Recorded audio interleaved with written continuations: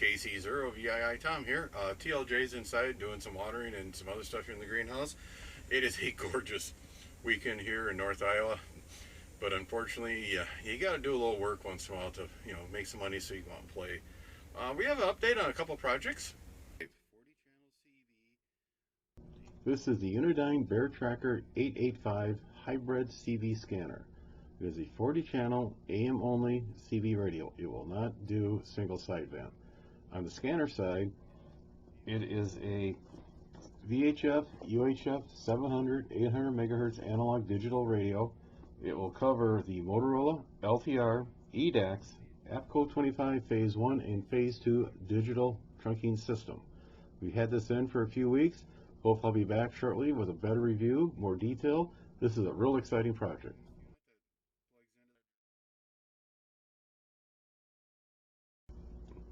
For those of you living in the St. Ansgar area in Iowa, you'll notice that the VHF amateur radio repeater in St. Ansgar is offline. The Motorola desk track repeater had suffered another power supply failure. This is our third power supply we've gone through. I had purchased this Yaesu System Fusion repeater a while ago, but never had a chance to get it installed.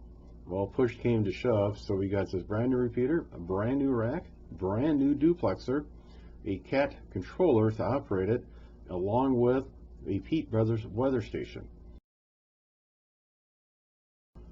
When the repeater IDs every 10 minutes, will be giving us a weather report.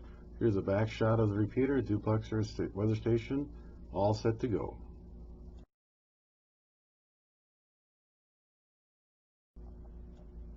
This is a shot of the grain miller's operation.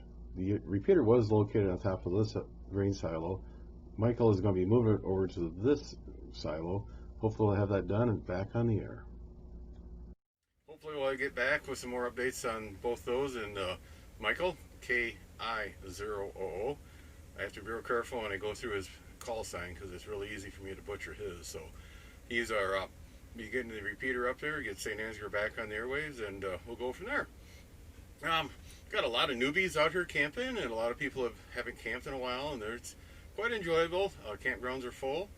Last weekend we were at a KOA, and it started out kind of bare, but as the weekend went on, more people stopped in. Typical KOA fashion. They're a rest stop as you go on your travels.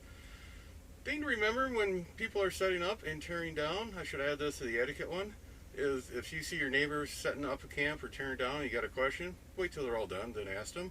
It is really easy to lose your train of thought as you're setting up or tearing down, and you'll forget to do something, and hopefully it doesn't turn into a disaster going down the road. Just again, be nice, unless it's something really dangerous, like he's backing up and he's going to run over a picnic table or back into a tree. Then get out there, wave your arms and scream and holler, jump up and down. But one of the questions I've been getting, especially last time at the campground, was how's your Wi-Fi? How is campground Wi-Fi? People still want to check their email. They want to check the weather. We did have a little thunderstorm roll through that Saturday afternoon, and people are trying to check on the online. Then remember, most campground Wi-Fi sucks. Simple as that. And it's not really the campground's fault.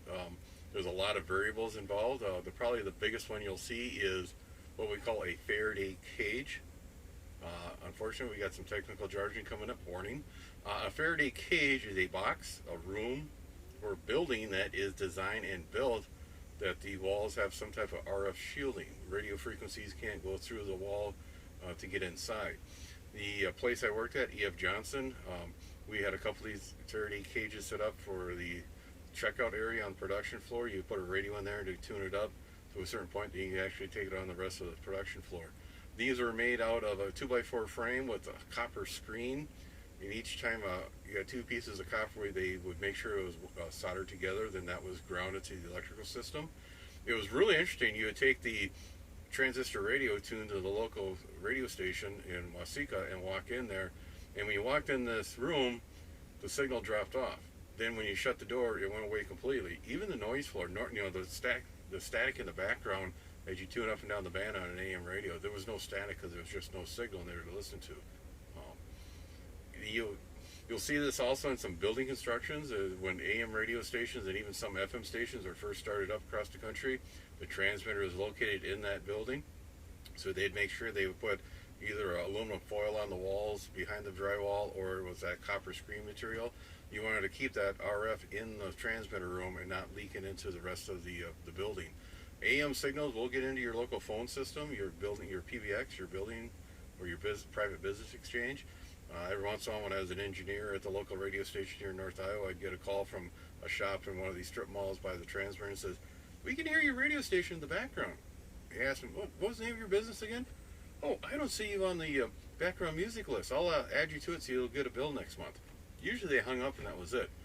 It was just the AM signal would get into the copper lines outside and get into your system. It was a low level, so it didn't really bother you. If they came back and kind of said, "Well, wait a minute, we don't want it," and then we'd put some RF chokes on the phone line going in, and you just took care of it.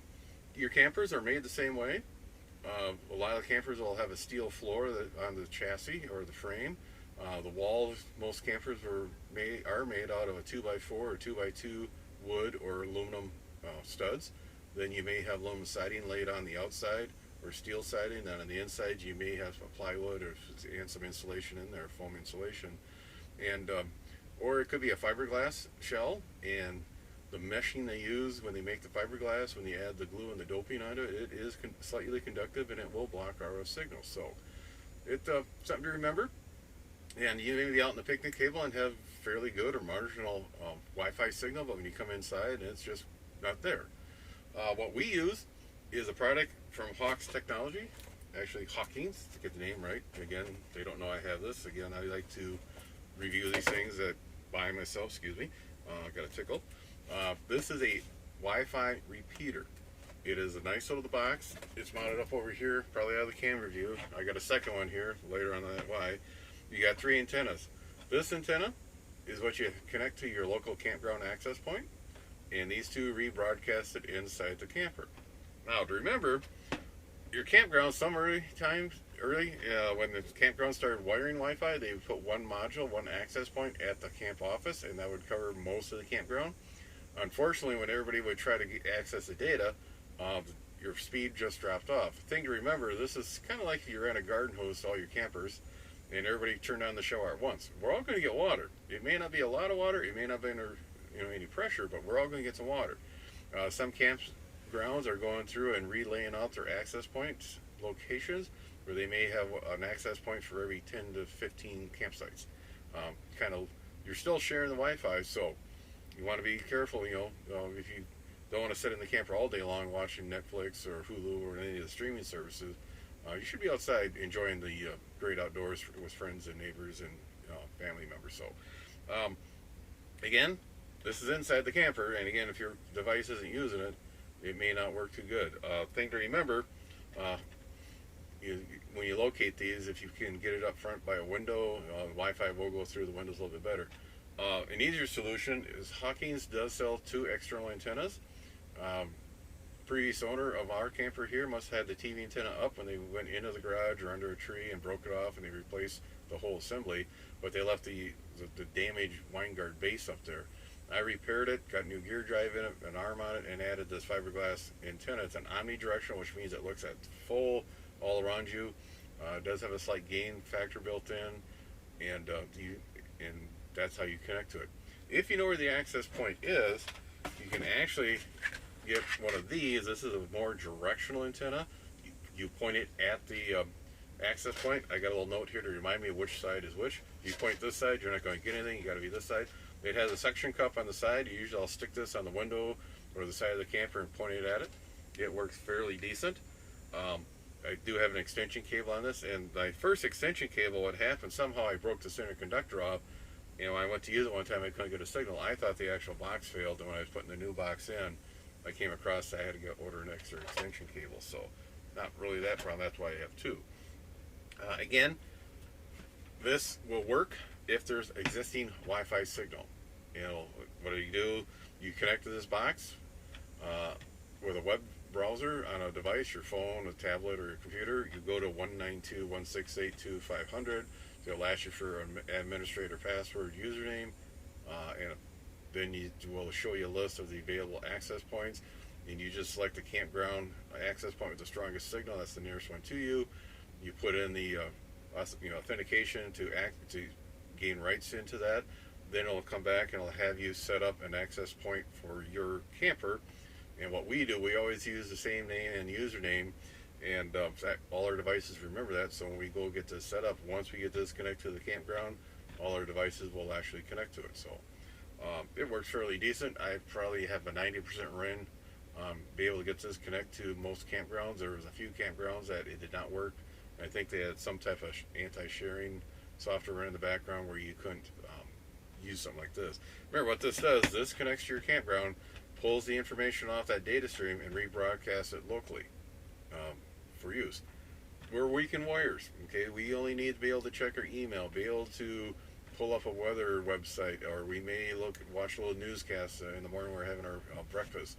If I was relying on this for income, if I was a full-time RVer working online, I would not buy something like this. I'd go a little more expensive unit that's more reliable. I think I paid $100 for this unit, and the two antennas were like $24 each. And again, for us it works great. This will not do cell phones. This is not a cell phone data repeater. Those are available. Just do your local web search and you'll come up with a couple different models. Same principle. You got an outdoor antenna, rebroadcast it inside your camper, and away you go. Now, on a couple of occasions where this would not work, I do have a small access point that this is actually on the GSM network, different type of phone system, and our phones are actually around the CDMA, and we can actually use these as an access point, to check email and weather and any news information. We do not have an unlimited data plan, so if we're using these, we'll fire it up, check what we want to check, and shut them off, and go have fun. So, on that, it is possible to have campground Wi-Fi. It's not always sucky.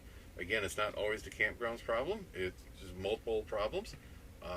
Product like this, just go out there and do a search online. There's a lot of different manufacturers, a lot of different types of units.